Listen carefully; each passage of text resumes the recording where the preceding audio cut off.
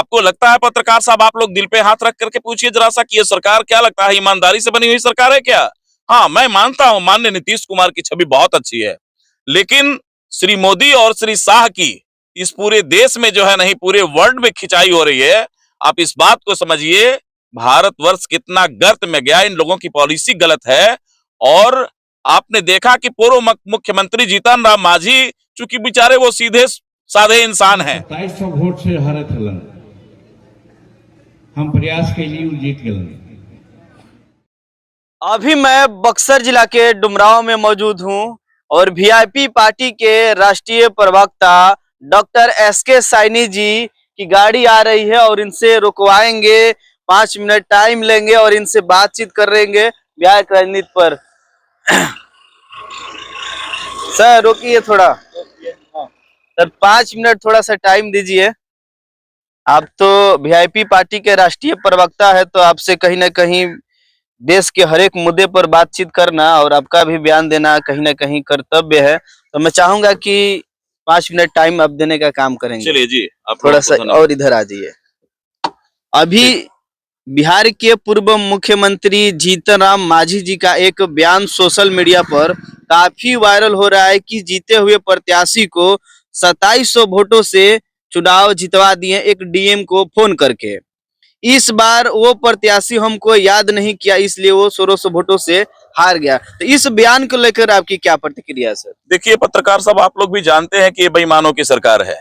जब तक केंद्र में बैठी हुई जो सरकार रहेगी, श्री मोदी सरकार, निश्चित तौर पर इस बात को जान लिया जाए कि बिहार में चतुर चालाक सरकार भी बनती रहेगी, जो लोगों के साथ हमेशा से धोखा करते आई है, लोगों के साथ हमेशा से जन विरोधी काम किया है और जनता का जो अपना जनमत है, जनता का जो अपना मैंडेट है, उसको हमेशा से चुराते आई है। और ये सरकार, आपको लगता है पत्रकार साहब, आप लोग दिल पे हाथ रख करके पूछिए जरा सा कि ये सरकार क्या लगता है, ईमानदारी से बनी हुई सरकार है क्या? हाँ, मैं मानता हूं माननीय नीतीश कुमार की छवि बहुत अच्छी है, लेकिन श्री मोदी और श्री शाह की इस पूरे देश में जो है, नहीं पूरे वर्ल्ड में खिंचाई हो रही है। आप इस बात को समझिए, भारतवर्ष कितना गर्त में गया, इन लोगों की पॉलिसी गलत है।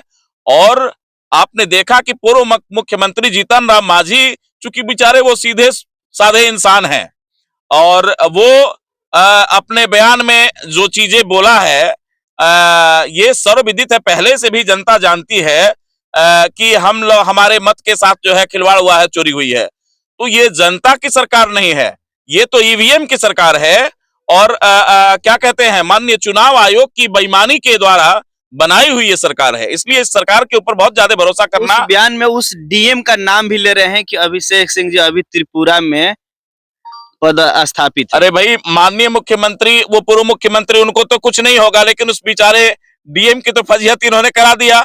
आपने देखा कि बिहार में विगत कुछ दिन पहले जो चुनाव हुआ था पत्रकार साहब, उसमें कहीं 100, कहीं 200, कहीं 2000, कहीं 1500, ये हमारे महागठबंधन के जो खड़े हुए प्रत्याशी थे, उन लोगों के साथ बेईमानी की गई।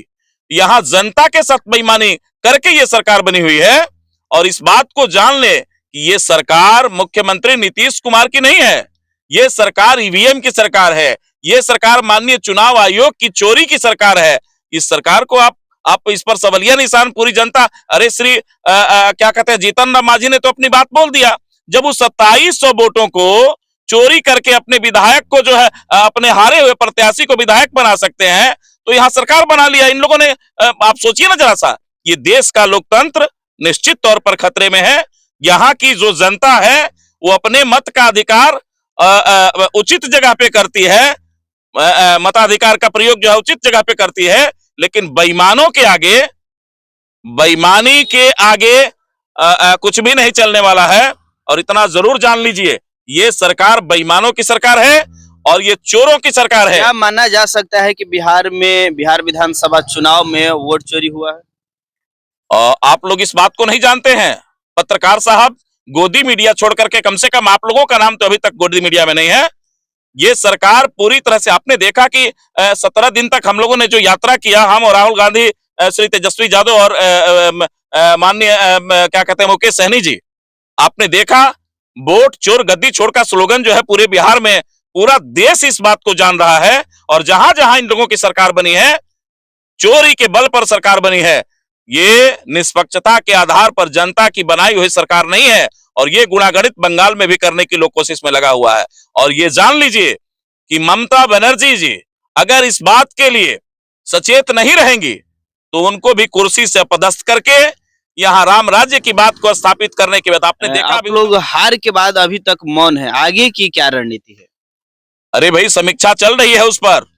इन बेईमानों ने एन केन प्रकार जो है समय पर आप एक चीज जान लीजिए कि जब माननीय चुनाव आयोग का अध्यादेश लागू हो गया कि अब इस देश में चाहे इस बिहार में जहां भी चुनाव है, जब आचार चुनाव लग गया, जो है संहिता लग गया, आचार संहिता जब लग गया, तो उसमें आपको लगता है कि 10,000 रुपए का किस बात के लिए घोषणा किया? जनता के अधिकारों के साथ खिलवाड़ किया।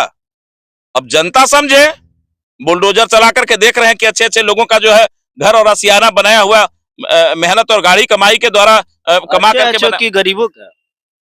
अरे भाई, गरीब, अब आप अच्छी तरह से जानते हैं। यहां एक चीज समझिए जरा सा, ये सरकार किसके हाथों का खिलौना है? आप समझिए ना, गरीबों के हाथों का खिलौना है क्या? हमेशा गरीब कानून के पैरों तले कुचला गया है, और ये सरकार गरीब विरोधी है। अगर ये सरकार गरीब विरोधी नहीं रहती तो गरीबों के आशियाने पर अधिक से अधिक सरकार जो है बना करके और बुलडोजर चला करके जो है गरीबों के आशियाना को उजाड़ा जा रहा है। और इस बात को समझ लीजिए कि आगामी समय में यहां का गरीब और जनता, चूंकि जनता मालिक होती है, जनता से उसका अपना अधिकार एवं मालिकाना हक जब छीनेंगे तो बगावत होगा। और निश्चित तौर पर कितने लोगों का आशियाना उजाड़ करके बुलडोजर के द्वारा, कितने लोगों का आशियाना, पत्रकार साहब आप लोग समझिए, कितने गरीबों का आशियाना उजाड़ करके जो है लोगों को जो है बेघर कर दिया गया। इधर माननीय बिहार वासियों के लिए आपकी क्या संदेश रहेगा? अरे भाई, बिहार देखिए, माननीय नीतीश कुमार के विषय में मैं कुछ नहीं कहूंगा। वो स्वच्छ और अच्छे छवि के व्यक्ति हैं, विचारधारा के भी अच्छे व्यक्ति हैं, सर्व समाज के लिए जिया है उन्होंने। लेकिन जब जब इस देश में भाजपा की सरकार आई है, बेईमानों की सरकार है, और गरीबों के अस्मत के साथ, गरीबों के बनाए हुए आशियाने के साथ, उनके विचारों के साथ हमेशा जो है बुलडोजर चला करके इरादे को रौंदने का काम किया है। चलिए, तो ये थे वीआईपी पार्टी के राष्ट्रीय प्रवक्ता, इधर दिखाइए, डॉक्टर एसके साइनी जी। इनका प्रतिक्रिया कैसा लगा आप लोग कमेंट में जरूर बताइएगा। मिलते हैं फिर अगले वीडियो में। जय हिंद, जय भारत, जय संविधान।